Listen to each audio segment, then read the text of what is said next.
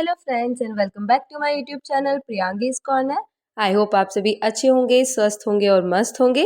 तो आज मैं आपके साथ शेयर करूंगी मोमोज़ की रेसिपी, जो कि बहुत ही टेस्टी लगती है और सभी को बहुत पसंद आती है। तो चलिए रेसिपी स्टार्ट करते हैं। सबसे पहले हम बनाएंगे मोमोज़ की चटनी। उसके लिए मैंने 4 मीडियम साइज़ के टमाटर लिए हैं, 15 से 20 साबुत लाल मिर्च ली है और एक गांठ मैंने पूरी लहसुन की ली है। तो अब हम इन्हें जो है टमाटर को कट करेंगे। तो मैंने जो टमाटर में वाइट वाइट पार्ट होता है उसको हटा दिया है और मैं टमाटर में इस तरीके से दोनों तरफ कट लगा दूंगी। हमें इसको पूरा कट नहीं करना, हल्का सा इसको बस चाक लगानी है, ताकि जब हम इसे बॉईल करने के रखें तो ये अच्छे से अंदर तक पक जाए। और मैंने इसे एक बर्तन में चारों टमाटरों को रख दिया है। इसमें हमने साबुत लाल मिर्च और लहसुन भी डाली। तो लहसुन हम अभी आधी डालेंगे, आधी हम उसे तड़के में यूज़ करेंगे और इसमें पानी डाल के इसको बॉईल होने के लिए रख देंगे। हम इसे मीडियम फ्लेम पे बॉईल होने के लिए रख देंगे और हम इसे जो है ढक कर के पकाएंगे। तो हमें पूरा नहीं ढकना है, अगर हम पूरा ढक देंगे तो जो पानी बॉईल होगा ना वो नीचे गिरने लगेगा। हम इसे थोड़ा सा खुला करके इस तरीके से ढक कर के उबालेंगे। ये देखिए हमारे टमाटर जो है वो अच्छे से बॉईल हो चुके हैं और अब हम इसे निकाल लेंगे।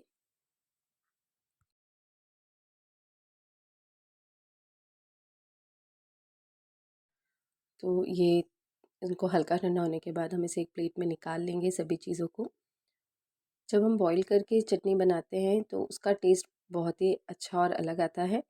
जो हमारी चटनी बाहर होटल में मिलती है उसी टाइप का ये टेस्ट आएगा। और हम इसका छिलका उतार लेंगे।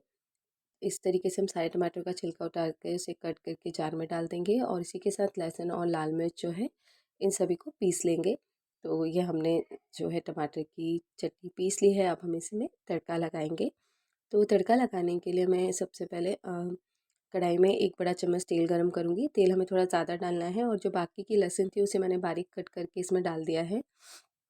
हम लहसुन को थोड़ा गोल्डन ब्राउन होने तक पकाएंगे। तो लहसुन जैसे ही हमारी गोल्डन ब्राउन होने लगेगी हम इसको जो है इसमें कश्मीरी लाल मिर्च पाउडर डालेंगे। तो मैंने एक चम्मच कश्मीरी लाल मिर्च का पाउडर डाला है, ताकि चटनी का जो टेस्ट है वो भी बढ़े और उसका कलर बहुत ही अच्छा है, एकदम रेड कलर की चटनी बने हमारी। और इसमें मैंने जो हमने प्यूरी पीसी थी वो डाल दी है। इसको इस तरीके से चलाते हुए हम पकाएंगे। और इसी के साथ में इसमें जो है अदरक का पाउडर डाल रही हूँ, एक आधी चम्मच। क्योंकि मैंने लहसुन के साथ अदरक को नहीं पीसा, इसलिए मैं अदरक का पाउडर यूज़ कर रही हूँ। आप चाहें तो अदरक पहले ही चटनी के साथ पीस लें।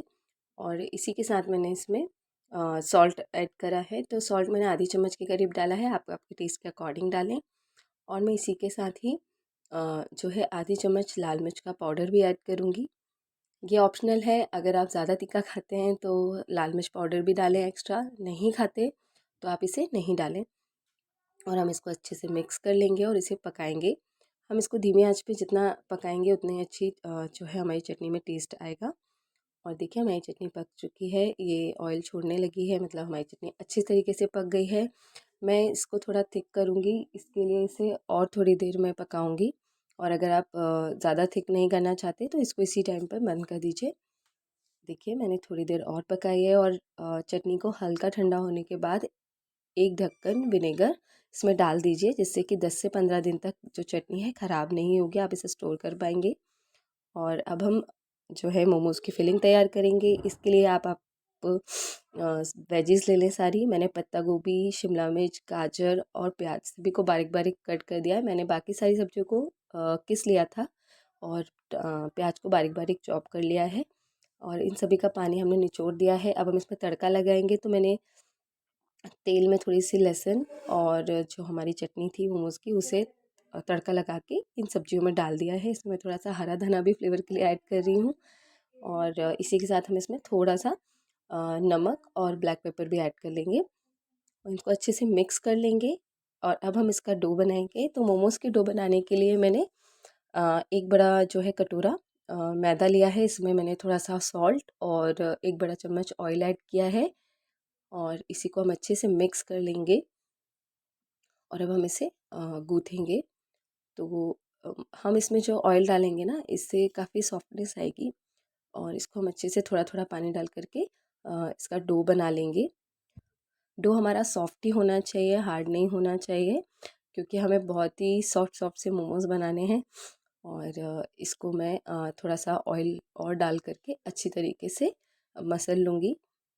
और फिर हम इससे मोमोज़ बनाना स्टार्ट करेंगे। ये देखिए, मैं इसको अच्छी तरीके से मसलती जा रही हूँ, एकदम चिकना आटा करती रही हूँ, ताकि जो मोमोज़ है वो अच्छे से और पतले पतले हम बेल पाएँ।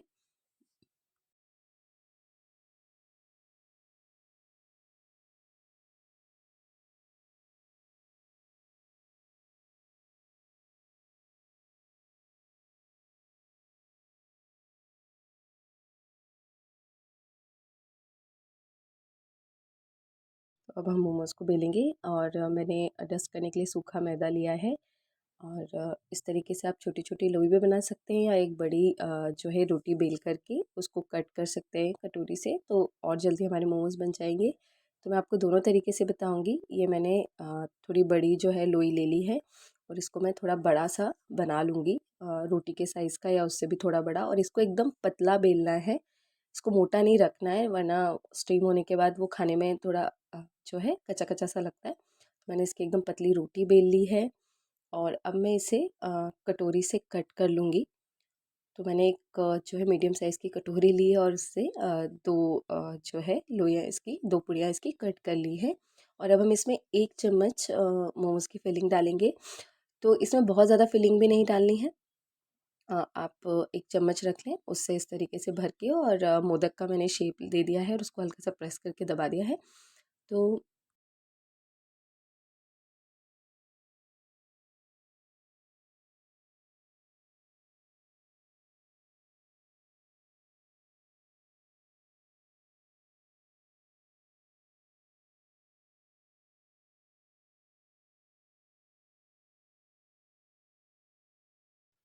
हम इसी तरीके से जो है दूसरा मोमोज़ भी बना लेंगे। मैंने मोदक का शेप दिया है, आप दूसरा कोई भी शेप दे सकते हैं। और अब मैं आपको छोटी छोटी लोइयों से बना करके दिखाती हूँ। आप ऐसी छोटी सी लोई तोड़ लीजिए, बहुत ही छोटी सी बनाई है, जिससे कि ये पतला पतला बेल जाए। और एक पूड़ी के साइज़ का हमने इसको बेल लिया है। इसमें भी हम 1 चम्मच फिलिंग भर देंगे, और इसको इस तरीके से बंद कर देंगे। तो मैंने जो है इस तरीके से सारे मोमोज़ बना लिए हैं। ये देखिए, मैं एक और जो है आपको बेल करके दिखा रही हूँ। और इसी तरीके से हमें सारे मोमोज़ बना लेने हैं। आपको जो भी प्रोसेस ईज़ी लगे, अ, आप इसमें इस तरीके से बना करके। और मैं मोदक का शेप दे रही हूँ, आप किसी भी शेप से इसे बना लीजिएगा। और अब हम हमारा स्टीमर तैयार करेंगे। तो मैंने जो मेरा इडली मेकर है, उसको मैंने स्टीमर बनाया है। आप चाहें तो कढ़ाई में भी इस तरीके की जाली रख करके स्टीम कर सकते हैं मोमोज़ को। और मैंने जो है जाली पे ऑयल लगा लिया है, और अब मैं इस पे सारे मोमोज़ रख दूँगी। और इसके बाद हम इसे ढक देंगे।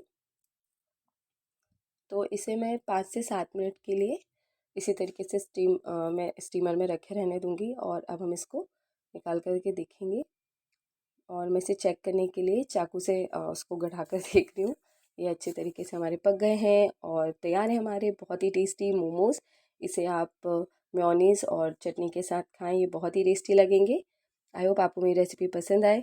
और अगर आपको मेरी रेसिपी पसंद आती है तो प्लीज़ इसे लाइक और शेयर ज़रूर कीजिएगा, और मेरे चैनल को सब्सक्राइब कीजिएगा। और मिलते हैं नेक्स्ट वीडियो में किसी नई रेसिपी के साथ।